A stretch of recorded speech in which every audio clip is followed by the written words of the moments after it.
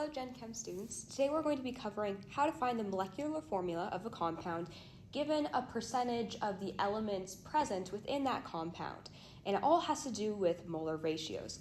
So let's get started. This equation right here asks us, what is the molecular formula of a compound that contains 71.52% mercury and 28.48% bromine if it has a molar mass of 561 grams per mole? So the first thing we want to know how to do is what is our molecular formula here versus our empirical formula. So if you'll follow along with me, the empirical formula is going to be your simplest whole number ratio of atoms in a compound.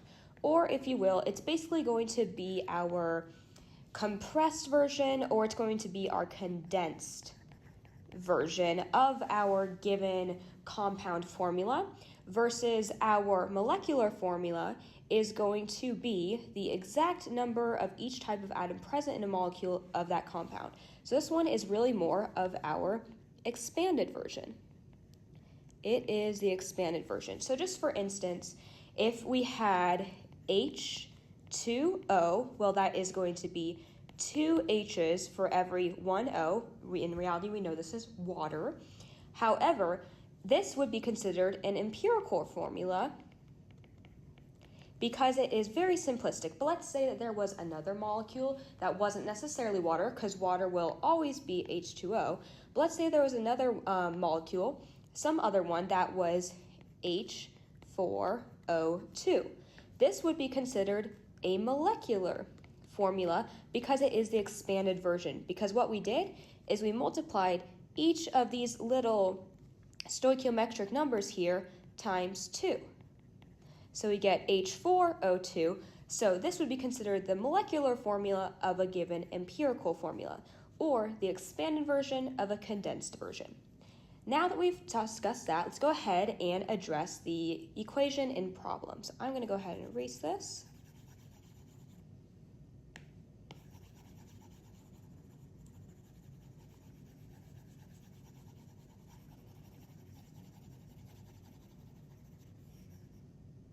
Almost all of it. There.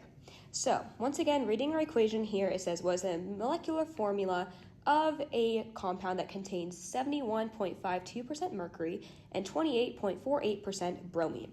So first thing that we always want to do, as Dr. Einstein addressed in class, is assume that our percentages are really just grams of that given element. So we're going to convert those gram amounts then into moles. So if we have 71.52 grams of mercury, and I'm just going to do this over a placeholder 1, anything divided by 1 or multiplied by 1 is just itself. And then we're going to want to convert this into moles of mercury.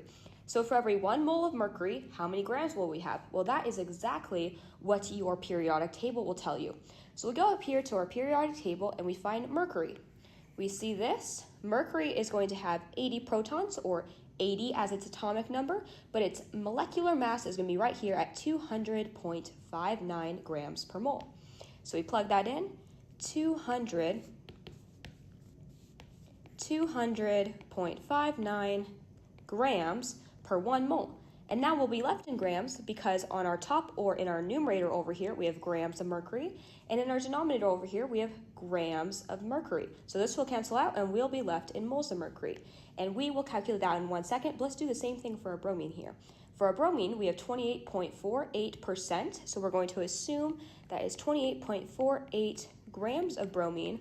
Once again, just doing it over a placeholder 1, and then for every 1 mole of bromine, we're going to have how many grams of bromine? We're just going to, once again, go up to our periodic table. We identify where bromine is. Bromine is going to be right here in our halogens list. 35 protons, or 35 as our atomic number, but 79.9 grams per mole for its atomic mass. 79.9 grams for 1 mole. Once again, we have grams of bromine in our numerator over here and grams of bromine in our denominator, and we're left in 1 mole of bromine. Moles of bromine. So now we're going to go ahead and plug those values into our calculator to figure out our number of moles of our mercury here, we're just going to very simply divide 71.52 by its molar mass of 200.59. And what we're going to get is going to be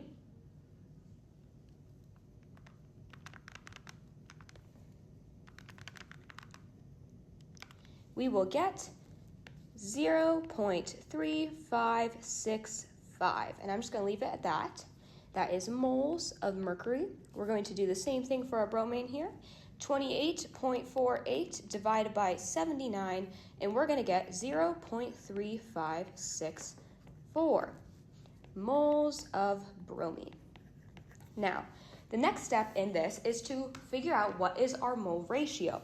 So in class, as we learned, we always want to divide all of our different mole amounts that we figured out by the lowest number of moles. However, in this case, you can see they're about the same. So really you can choose either or, and we're just going to divide them. Since this one has a 4 here, we'll go ahead and divide by that. Divide by 0.3564 and divide by 0.3564. And for each one, we're going to get roughly 1 mole of mercury for every 1 mole of bromine. However, let's say that this one was closer to 0.7000. We'll just say that for now. Well, now we're going to have 0.3564 of our moles of bromine and 0.7 moles of mercury. So which is larger, 0.35 or 0.7? 0.7. So we'd want to divide by our lower amount, and we get for every 1 mole of bromine, we then have 2 moles of mercury. I hope this is making sense so far. Awesome. Okay, so now that we have our mole ratios, we can figure out our empirical formula. Our empirical formula will just very simply be based off of these 2 mole ratios. For every 1 mole of mercury, we're very simply going to have 1 mole of bromine. And normally you don't see these little stoichiometric numbers here. We normally see it just as HgBr, mercury, bromine. So now we want to figure out, this is our empirical formula. Once again, this is our condensed formula. However, we want to determine what our molecular formula is. So now we address the second part of our question, which asks, if it has a molar mass of 561 grams per mole. Well, the first thing we're going to want to do is calculate the molar mass of this empirical formula we just got. That's going to be very simple. We know that mercury from our periodic table is 200.59 grams, and bromine is going to be 79.9. So we add those two together to get a molecular mass of 280.49 grams per mole for our mercury, bromine, or bromide, whatever you want to call it. And so now we are going to figure out what our molecular formula is. And it's way simpler than you would expect. To solve for our molecular formula, what we're going to do is take that large number we're given, this molar mass here of 561 grams per mole is going to be the molar mass of our molecular formula, whereas the one we just solved for is the molar mass of our empirical formula. So we're going to take that large number of 561.0 grams per mole. We're going to divide it by what we just solved for, which is going to be that 280.49 grams per mole. As you can see, the grams per moles will cancel each other, so we once again just more getting a ratio here. And we should get roughly 2.0007 here, or I think we can all agree that is pretty much 2. So now, as we just discussed earlier, we're just going to take our empirical formula and multiply these numbers here by that mole ratio we just solved for. So times 2 and times 2. And you're going to be left with your molecular formula of Hg2Br2. And that will be your answer. Your molecular is going to be the expanded version. And once again, your empirical formula is going to be your condensed version, where this is your empirical, and as we discussed here, this one is your molecular. I hope this helps with figuring out a molecular formula and how it's related to empirical formula, all the way from simply percentages of given elements in a compound. You guys have a great rest of your day.